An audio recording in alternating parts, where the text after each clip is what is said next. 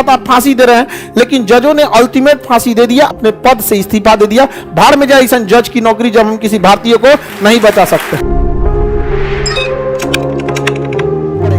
बटुकेश्वर दत्त को कहे उन्हें, बटुकेश्वर दत्त, बटुआ निकाल। बटुकेश्वर दत्त ने झोला में बम रखा, बटुआ मैंने झोला में बम रखे, भगत सिंह को कहा चल, अंग्रेज सोए हुए इन्हें जगाना पड़ेगा। केंद्रीय असेंबली में घुस के लोकसभा जो अध्यक्ष होता है उसके कुर्सी के आगे खाली जगह होता है, उसी पे बम चला दिए। हालांकि किसी की मृत्यु नहीं हुई, बम चला दिए। हाँ, ऐसे अफरा तफरी हो गया। यहाँ पर दूसरा बम चला है, अंग्रेज पुलिस आया, सब कौन है कौन है, हम है यहाँ, बहुते बम है अभी, देख देख ले ले, ले धाए से बम फेंक दिए, उसके हाथ उठा के सरेंडर कर दिया। कहे कि अंग्रेज सोए हुए हैं, इन्हें जगाने के लिए यही रास्ता था। हम इसका विरोध करना चाहते थे कि आपका सड़कों पर विरोध हुआ, आप नहीं सुने, संसद में विरोध हुआ, नहीं सुने, सुनेंगे कैसे आप लोग? यही एक तरीका बचा है। तो भगत सिंह को क्या किया गया? मुकदमा चलाया गया। अब कोई मरा ही नहीं था, मरा तो था ही नहीं। केंद्रीय असेंबली में बम फेंके तो कोई मरा ही नहीं। सैंडर्स एसपी था लाहौर का, समझ में आ गया कि नहीं? पुलिस एसपी ने ही तो आदेश दिया होगा, पुलिस कप्तान था भाई सैंडर्स, उसी ने आदेश दिया लाठीचार्ज करने का। अब भगत सिंह ने बम चलाया, कोई मरा ही नहीं, तो फांसी की सजा तो दे नहीं सकते हैं। तो पुलिस ने जबरदस्ती सैंडर्स की हत्या का आरोप लगा दिया, सैंडर्स की हत्या का आरोप लगा दिया कि इसी ने मारा होगा। शक के आधार पर किसी को फांसी नहीं दे सकते। इसका भारतीय वकीलों ने पुरजोर विरोध किया, बहुत ज्यादा विरोध किया गया। मोतीलाल नेहरू भी वकील थे, उन्होंने भी विरोध किया। जवाहरलाल नेहरू वकील थे, उन्होंने भी विरोध किया। जिस समय फांसी दिया गया, कांग्रेस के अध्यक्ष उस समय सरदार वल्लभ भाई पटेल थे, वो भी वकील थे, उन्होंने भी विरोध किया। महात्मा गांधी भी वकील थे, उन्होंने भी विरोध किया। यहां पर वकील को छोड़िए ना, जजों को फैसला देने वाले में एक भारतीय जज आगा हैदर खान थे, आगा हैदर खान। उन्होंने विरोध किया कि यह हो ही नहीं सकता, किस संविधान के तहत आप फांसी दे रहे हैं, लेकिन जजों ने अल्टीमेट फांसी दे दिया। आगा हैदर ने अपने पद से इस्तीफा दे दिया। भाड़ में जाए ऐसा जज की नौकरी जब हम किसी भारतीय को नहीं बचा सकते। अब आप बताइए, भगत सिंह की फांसी का जिम्मेदार महात्मा गांधी कैसे? जब जज नहीं बचा पाया, वकील की क्या हिम्मत। लेकिन उस समय अंग्रेजों की एक गले अटक गई थी बात। अंग्रेज उस समय द्वितीय विश्व युद्ध की खतरा से मंडरा रहे थे, इसलिए अंग्रेज महात्मा गांधी को बुला रहे थे इंग्लैंड बैठक करने के लिए, गोलमेज सम्मेलन में।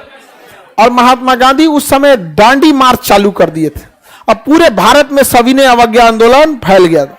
अगर महात्मा गांधी तुल जाते तो अंग्रेज उनकी फांसी को रोकवा सकते थे, कुछ हो सकता था। समझ में आ गया? एकमात्र व्यक्ति थे गांधी जो नेगोशिएट करा सकते थे। हालांकि उन्होंने किया भी, लिखित भी दिया इरविन को। इरविन ने कहा भी कि हम राजनीतिक अपराधियों को रिहा कर देंगे। महात्मा गांधी को लगा कि संसद में बम फेंककर विरोध करना एक राजनीतिक अपराध है, हम आपको विरोध करना चाहते हैं। लेकिन महात्मा गांधी को यह आभास ही नहीं हुआ कि इनके ऊपर 2 मुकदमा लाद दिया है।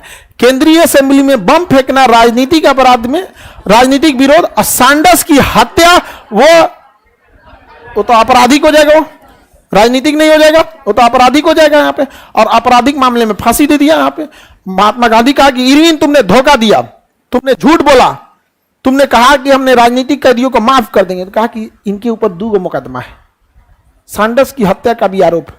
गांधी जी चुप हो गए, लेकिन गांधी चाह के भी कुछ नहीं कर सकते थे। आप स्थिति को समझिए, जब जज कुछ नहीं कर सका, वकील दलील दे सकता था।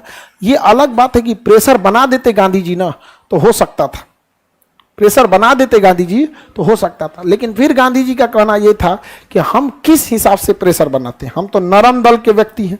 नरम दल का व्यक्ति अगर गरम दल के लिए आवाज उठाने लगे तो अंग्रेज तो मिक्सअप कर देंगे सब यहाँ पे। तो अल्टीमेटली 14 फरवरी 1931, 14 फरवरी फांसी की सजा सुनाने का डेट अलग है, फांसी देने का डेट अलग है। बीच में हल्ला करने लगता है, हमको लगता है डाउट पूछ रहा है, हल्ला करने लगेगा सब। 14 फरवरी को क्या सुनाई गई? फांसी की सजा।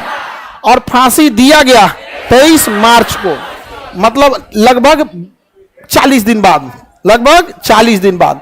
तो 14 फरवरी 1931 को क्या दी गई? फांसी की सजा सुनाई गई और अल्टीमेटली फांसी दे दी गई। 23 मार्च 1931 पूरे भारत में महात्मा गांधी का क्या हुआ था? विरोध हुआ था कि ये गांधी ने क्या किया, नहीं बचाया। यहां पर समझ में आ गया कि नहीं है? क्या गांधी जी को बुलेट प्रूफ गाड़ी दिया सब अंग्रेज सब, इनको कुछ हो ना जाए। पूरा भारत विरोध कर दिया था भगत सिंह का। आज भी भगत सिंह जो था, आप भगत सिंह को शहीद नहीं मानता है। आरटीआई के द्वारा एक व्यक्ति ने पूछा था क्या भगत सिंह शहीद हैं, तो उसको आरटीआई के जवाब में आया था कि भगत सिंह शहीद का दर्जा नहीं दिया गया, जबकि भगत सिंह को शहीद आजम कहा जाता है। वाह रे भाई वाह, शहीद आजम को शहीद का दर्जा नहीं। धन्य है प्रभु भारत भाग्य विधाता। अब समझे, भगत सिंह कम खतरनाक काम किए थे। 2-4 को एसपी इंजन मारा जाता था तो काम में खत्म हो जाता है। यहाँ पे भारतीयों ने उस समय ना थोड़ा सा डरा धमका देते थे सब भारतीयों को, इस वजह से। और जो ज्यादा कूदता, जैसे हम अगर रहते ना तो अंग्रेज हमको भी निपटाते सब, नहीं समझे?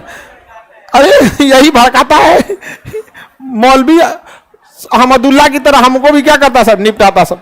लेकिन तब तक हम बहुतों को भड़का चुके रहते हैं, नहीं समझे?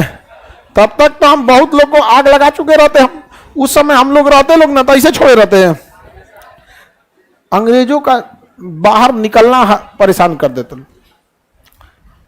भाई अंग्रेज खाना खाएगा यहीं से ना कि ब्रिटेन से आएगा? कपड़ा पहनेगा यहीं से, ब्रिटेन से तो आएगा नहीं। यहाँ पे बहुत बहुत इलाज है।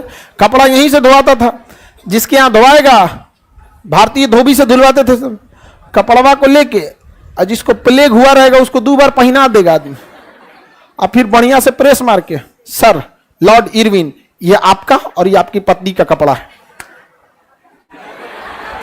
नहीं समझे? बंदूक से तो एक को मरेगा। उस समय कौन चीज सैनिटाइजर था? नहीं समझे? प्लेग का एक मरीज को टांग के पूना से लाता आदमी दिल्ली, नहीं समझे? कपड़वा एक दिन में तो पूना से जाके आ नहीं सकता था, तो आदमी को लेके आता प्लेग वाला को, अब